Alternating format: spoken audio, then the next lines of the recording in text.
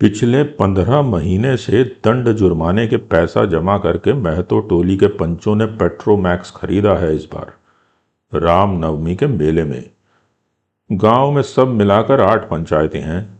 हर एक जाति की अलग अलग सभा चट्टी है।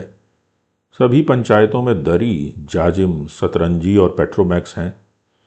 पेट्रोमैक्स, जिसे गांव वाले पंच लाइट कहते हैं।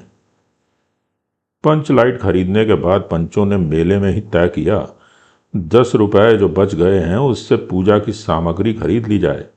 बिना नेम टेम के कल कब्जे वाली चीज का पुण्य नहीं करना चाहिए। अंग्रेज बहादुर के राज में भी पुल बनाने से पहले बलि दी जाती थी। मेले से सभी पंच दिन दहाड़े ही गांव लौटे। सबसे आगे पंचायत का छड़ीदार पंचलाइट का डिब्बा माथे पर लेकर और उसके पीछे सरदार दीवान और पंच वगैरह।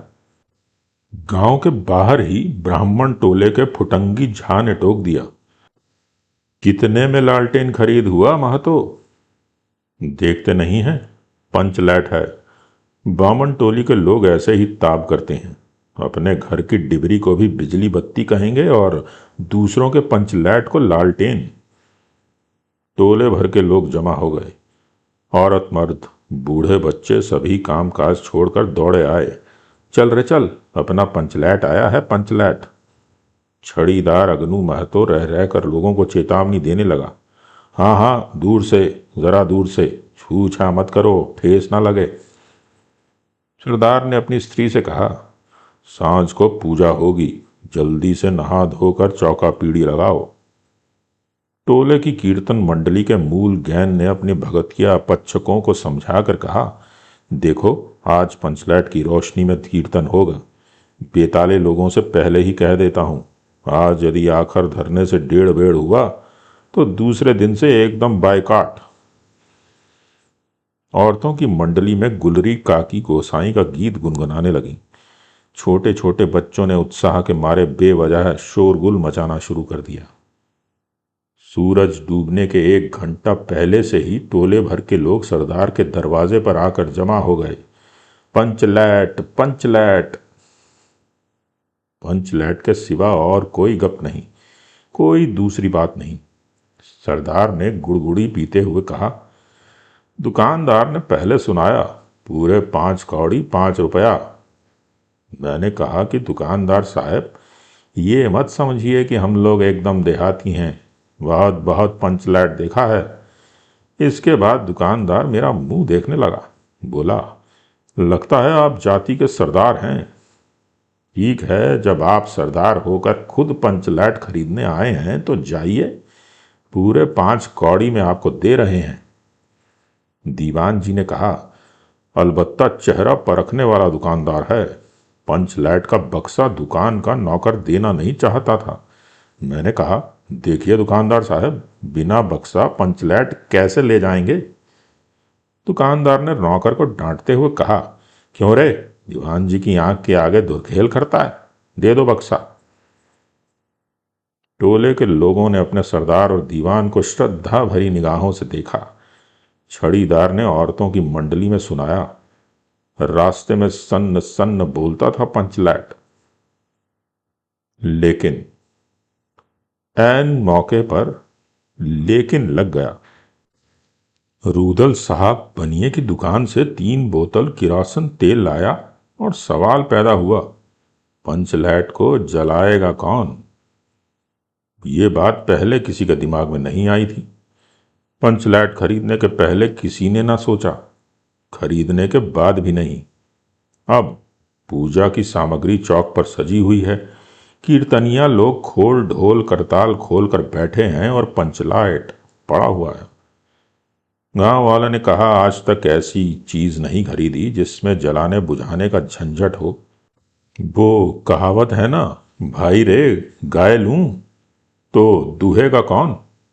अब लो मजा, अब इस कल कब्जे वाली चीज को कौन बाले? ये बात नहीं कि गांव भर में कोई पंचलैट बालने वाला नहीं। हर एक पंचायत में पंचलैट है, उसके जलाने वाले जानकार हैं। लेकिन सवाल है कि पहली बार नेम टेम करके, शुभ लाभ करके दूसरी पंचायत के आदमी की मदद से पंचलैट जलेगा? इससे तो अच्छा है कि पंचलैट पड़ा रहे। जिंदगी भर ताना कौन सहे। बात बात में दूसरे टोले के लोग कूट करेंगे। तुम लोगों को पंचलैट पहली बार दूसरे के हाथ से। अरे ना ना, पंचायत की इज्जत का सवाल है।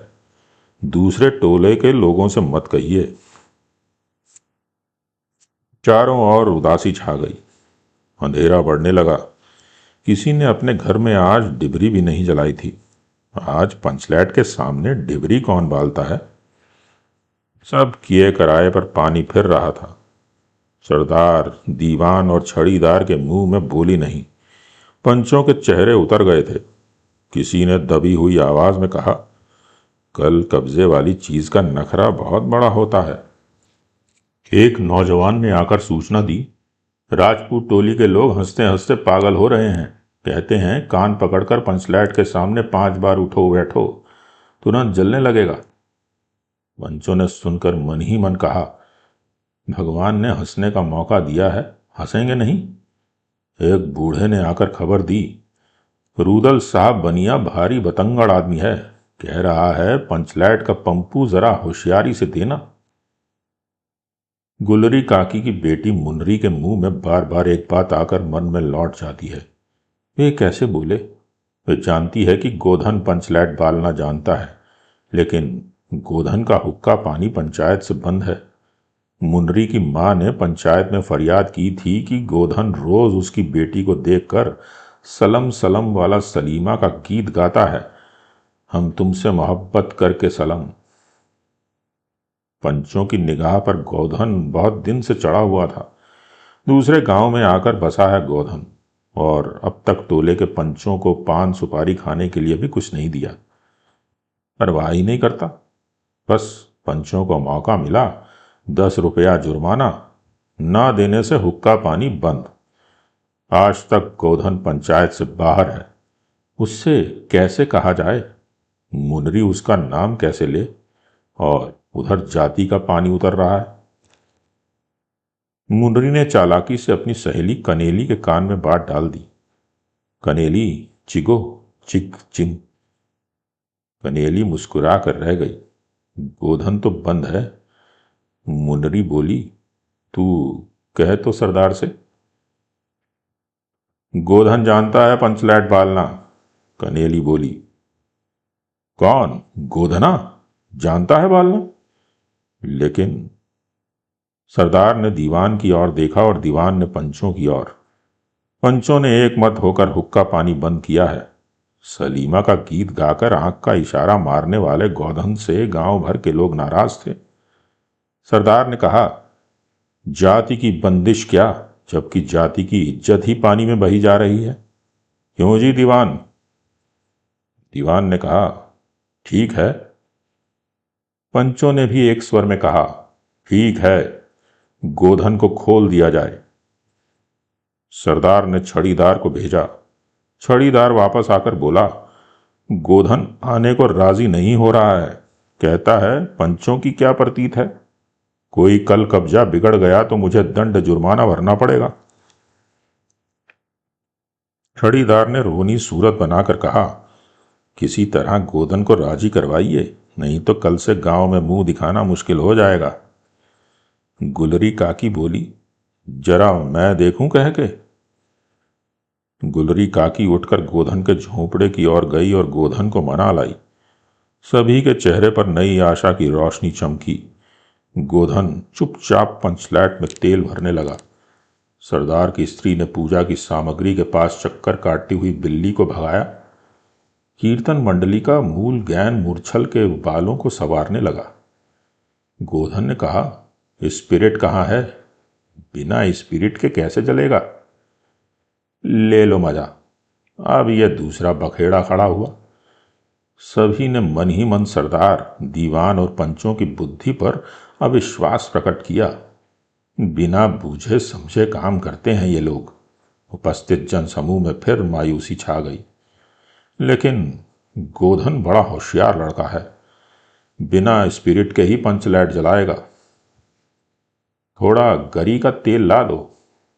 मुनरी दौड़कर गई और एक मलसी गरी का तेल ले आई। गोधन पंचलैट में पंप देने लगा। पंचलैट की रेशमी थैली में धीरे धीरे रोशनी आने लगी। गोधन कभी मुंह से फूंकता, कभी पंचलैट की चाबी घुमाता। थोड़ी देर के बाद पंचलैट से सनसनाहट की आवाज निकलने लगी और रोशनी बढ़ती गई। लोगों के दिल का मैल दूर हो गया। गोधन बड़ा काबिल लड़का है।